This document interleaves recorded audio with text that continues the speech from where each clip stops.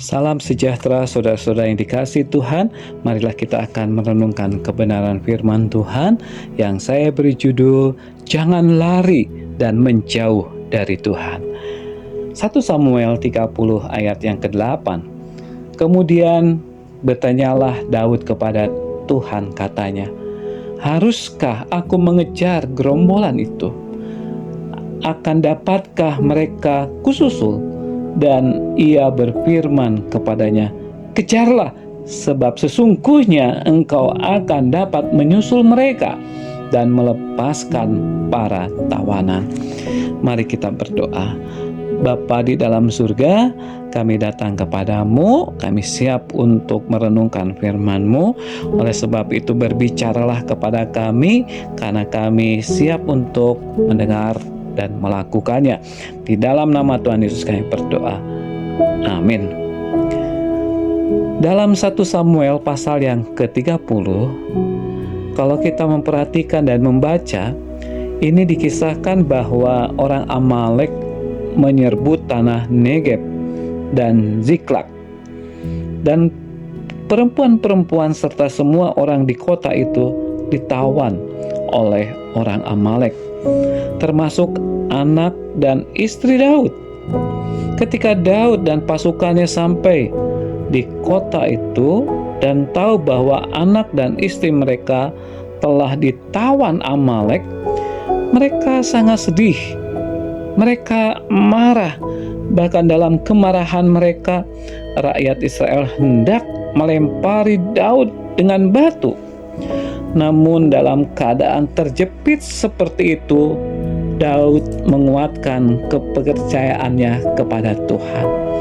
Daud kemudian berdoa, haruskah aku mengejar gerombolan itu?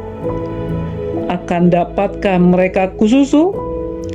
Sebelum bertindak, Daud bertanya, apakah yang ia lakukan dalam rencana Tuhan? Dia menunggu jawaban Tuhan, baru kemudian bertindak. Daud tidak bertindak gegabah dalam usahanya untuk menyelamatkan mereka yang tertawan dan menenangkan rakyat yang bersama dengan dia. Yang pertama kali ia lakukan adalah menguatkan kepercayaannya kepada Tuhan dan meminta petunjuk dari Tuhan tentang apa yang harus ia lakukan. Seberapa sering kita berdoa seperti Daud? Ketika keadaan menekan hidup kita, apakah kita lari dari Tuhan atau kita lari kepada Tuhan? Mari belajar kepada Daud. Kita lari kepada Tuhan, memohon petunjuk darinya atas segala persoalan yang kita hadapi. Tuhan adalah solusi kehidupan saudara. Dia dapat dan membuat kita senantiasa menemukan jalan keluar. Dia dapat saudara percaya saat masalah menerpa hidup kita. Mari, jangan lari menjauh dari Tuhan, namun sebaliklah, haruslah kita lari kepada Tuhan.